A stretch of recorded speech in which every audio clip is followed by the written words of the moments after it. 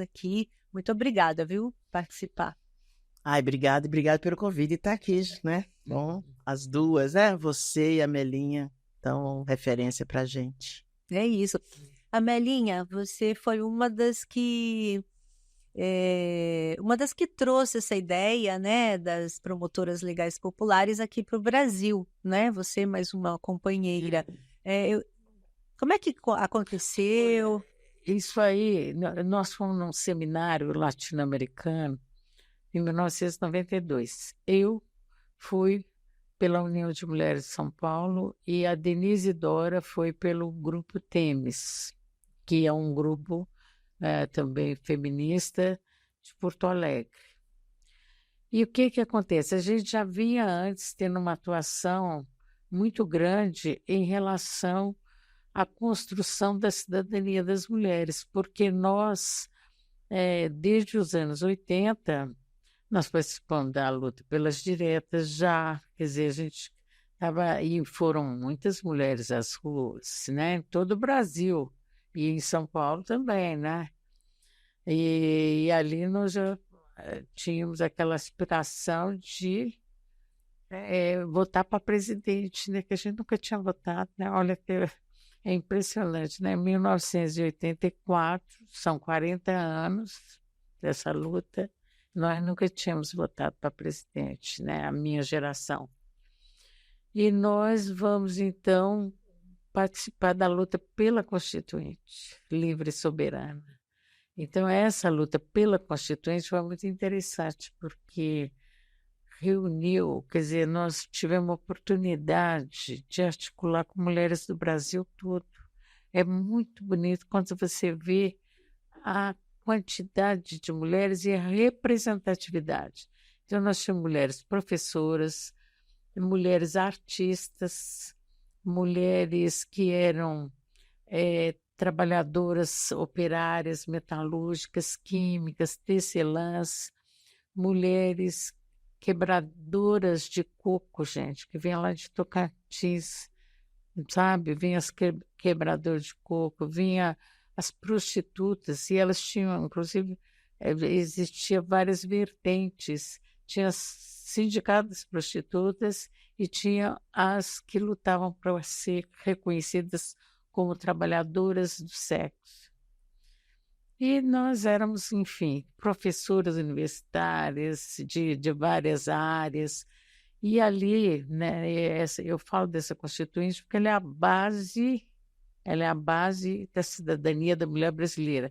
Essa Constituição de 1988 é um marco histórico na conquista da cidadania das mulheres brasileiras. Porque se você pegar antes as constituições anteriores, nenhuma consagrou um princípio elementar para a nossa igualdade, que é mulheres e homens são iguais em direitos e deveres.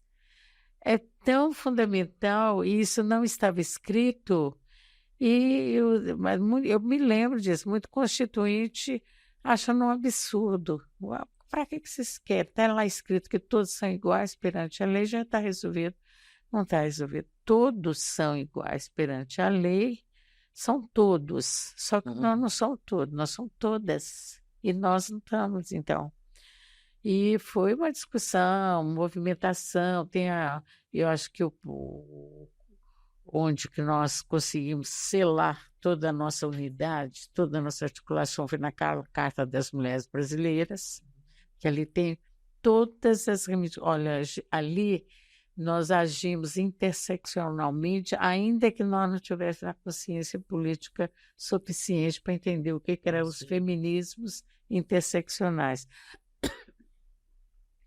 Ali nós vamos falar do racismo, nós vamos reivindicar a história da África desde o básico, desde a educação básica. Nós vamos reivindicar, pela primeira vez, nós vamos conseguir creche, né, no local de trabalho e nem no local de moradia, creche como direito da criança pequena à educação, seja ela filha da mãe ou filha do pai, porque creche não tinha esse conceito, era muito voltado para a mulher trabalhadora e inclusive marginalizava a mulher trabalhadora. O patrão achava que não devia contratar a mulher trabalhadora, tinha que fazer a creche. Isso aí nós quebramos esse tabu. Essa Constituição Federal de 1988, eu estou insistindo nela porque ela foi e é um marco para a nossa história. Eu acho que todas as feministas do Brasil têm que estudar essa Constituição e conhecer essa história. Tanto é que nesse livro aí, esse livro, Feminismo... Esse aqui, olha, fala.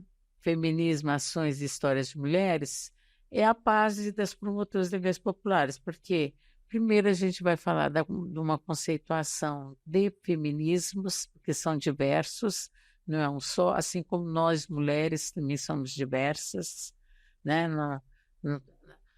Antigamente, eu sou bem antiga, né? Que eu vou fazer 80 anos, né, gente? Então, eu sou uma mulher antiga. Antigamente se falava a questão da mulher. Não, não é a questão da mulher. São muitas mulheres, são questões das mulheres, né?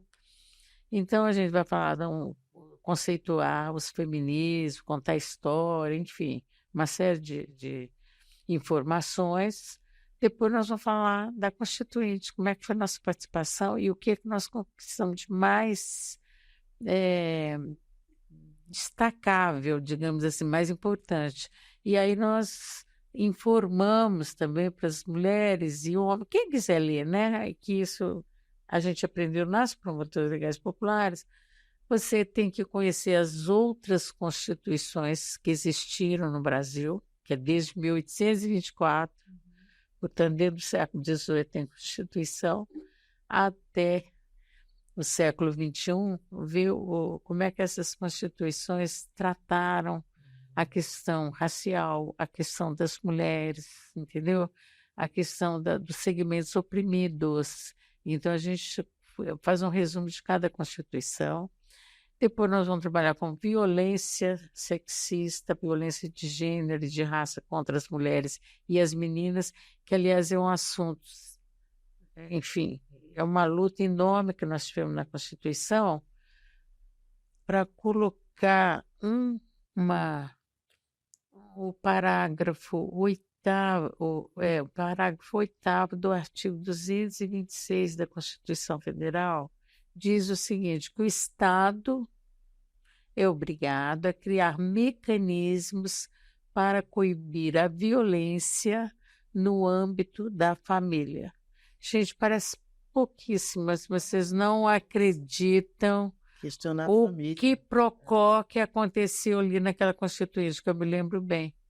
Ali tinha, porque a nossa Constituinte ela foi feita, a nossa história é cheia de defeitos, cheia de violências, cheia de desigualdade, cheia de injustiça, né? Então, a Constituinte tinha até senador biônico, né, gente? A nossa Constituinte foi assim feita. É bom que a gente lembre, não era um mar de rosas maravilhoso, não. Ali se encontrava senadores que tinham o mesmo poder constituinte dos deputados e deputadas, porque é interessante que nessa Constituição nós conseguimos eleger 26 mulheres, primeira vez na história do Brasil, então isso aí merece um destaque muito grande. E tinha senador que era contra, falando, inclusive citava o Nelson Rodrigues, um dramaturgo, teatrólogo, jornalista, intelectual, que dizia que toda mulher gosta de apanhar. Se toda mulher gosta de apanhar, por que vocês querem que coloque isso justamente na Constituição? E aí foi por aí fora, mas enfrentamos, fizemos. Depois esse livro aí, só para concluir, práticas feministas, que são muitas, a gente seleciona algumas só, e vamos contar histórias de mulheres. Então, esse projeto, que depois nós podemos até falar melhor, né? A Dita também é desse projeto, Promotoras Legais Populares, que é conhecido como PLPs, né? E que está fazendo 30 anos que está aqui, no estado de São Paulo, na cidade de São Paulo. E esse projeto, quando a gente viu nesse encontro latino-americano, a gente pensou o que era nos países da Argentina, Bolívia, Paraguai, Chile, Costa Rica, Uruguai, o que que era? Eram advogadas feministas que trabalhavam com os direitos que tem na lei as mulheres dos seus países, para que elas conhecessem e pudessem identificar as violações de direitos e reclamar, reivindicar, ir para a justiça e até orientar outras mulheres. Nós pensamos o quê? Nossa, as mulheres, o Brasil é muito grande, gente. Enquanto tinha milhares de mulheres participando da Constituinte, tinha milhões que nem sabiam que tem Constituição. O Brasil tem esse. Você está falando aqui é outro, parece que é outro povo, outra língua, outra vida. O Brasil é muito desigual. Então, nós vamos trazer esse projeto, eu e a Denise, mas nós vamos pegar firme nessa Constituição.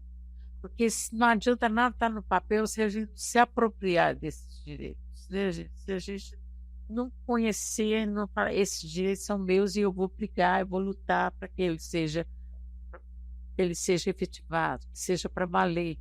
Entendeu? Não adianta. É nós vimos que toda aquela luta que nós fizemos, que foi uma luta maravilhosa, que eu conto aí nesse livro pouco, né? Porque esse livro é um livro que tem 278 páginas. Se você levar em conta que tem a introdução, tem uma apresentação, tem aquilo tudo, e são 5 capítulos, e o próprio, isso aí, esse livro é escrito para quem quiser ler, mas é voltado principalmente para as gerações mais jovens, que muitas vezes nem sabem não, exatamente o que é feminismo.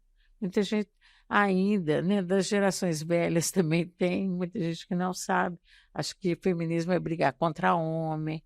Não, feminismo é você tomar consciência de que você enquanto mulher, tem uma discriminação histórica contra você, né? A sua mãe, sua avó. Vai pegando sua história lá atrás e você vai ver que você é discriminada porque é mulher. Existe o patriarcado, né, que é a sociedade patriarcal que está no mundo ocidental todo, não é só aqui no Brasil, ela valoriza o que é masculino e desvaloriza o que é feminino. Então, a gente tem que aprender isso para a gente entender que isso foi uma construção histórica e que nós podemos superar isso. Nós temos condições de inteligência o suficiente, né, para a gente conhecer essa história, aprender e se apropriar dela e passar a ter consciência de que eu tenho direitos e vou fazer com que eles sejam, de fato, na vida, praticados. E aí, então, você tem que conhecer tudo isso aí, esses mecanismos. Promotores legais populares, essa é a pretensão. Nem sempre a gente, um grupo vai mais, outro grupo vai menos, mas é um trabalho de base.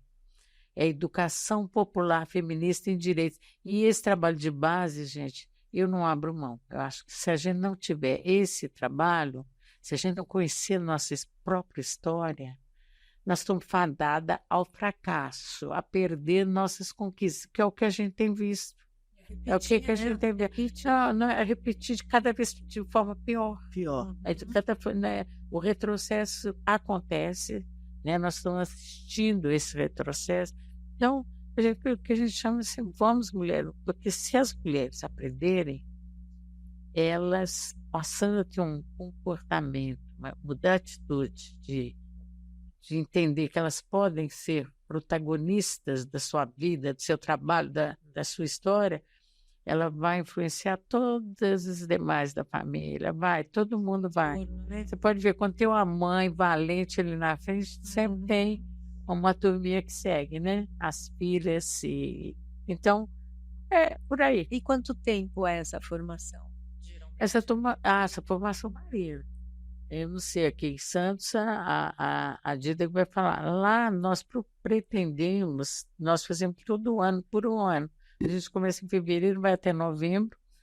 Com o Júlio, a gente dá não que a gente para de fazer os encontros, mas a gente faz as visitas visitas à Casa da Mulher Brasileira, a uma delegacia, a uma defensoria pública, ao Ministério Público.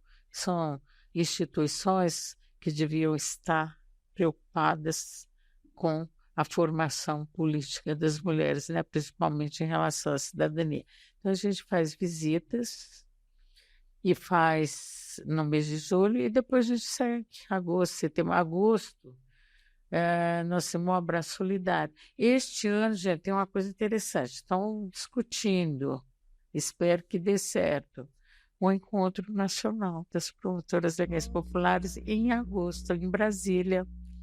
E a gente pretende, então, é um negócio bonito, nós pretendemos dar um abraço solidário ao Supremo Tribunal Federal, o STF, que ali é a decisão maior, é a corte máxima, é uma instituição para defender a democracia e tem sido muito violentamente desrespeitada. Eu acho que aquela tentativa de golpe do 8 de janeiro deve estar na nossa cabeça, né, gente? Nós temos que estar com isso e pensar o seguinte: nós não podemos desrespeitar nem o Planalto, nem o Congresso, nem o Judiciário. Agora, nós queremos que eles respeitem a gente também, né? Nós queremos que eles coloquem questões fundamentais para a nossa vida na pauta e aí providencie políticas públicas, né? Tudo isso a gente quer fazer, isso a gente pretende fazer. Aqui em São Paulo, nós só fizemos um seminário dia 22 de junho. É um sábado o dia todo, né? Nós vamos encontrar e nós vamos fazer assim, uma avaliação, um passeio nas várias décadas anteriores, né? Cada década marcou a presença das PLPs num determinado rumo, né? Num determinado sentido. Então, nós vamos e fazer digamos assim, uma reconstrução disso no seminário, uma celebração, né? Nós com 30 anos, né? 30 anos. São 3 décadas. Historicamente, mas é bastante, né? 3 décadas. E a nossa formação, assim, isso que é bacana das PLPs, né? Uma formação que dá condições de reconstruir essa história, de recuperar, né? Porque, assim, cada cidade que tem uma base mínima, né? Essas mulheres, na década de 90, construíram, começaram a fazer, fizeram primeiro em Porto Alegre, né? E aí depois em várias outras cidades. E aí tem uma base, uma orientação para ter uma base mínima de formação, né? Aí cada cidade faz a sua grade. Aqui em Santos, a gente começa em geral em março e vai até outubro ou novembro. Depende do ano. E aí isso dá condições realmente de a gente chegar nessa potência e fazer esse abraço, por exemplo, em Brasília, né? Como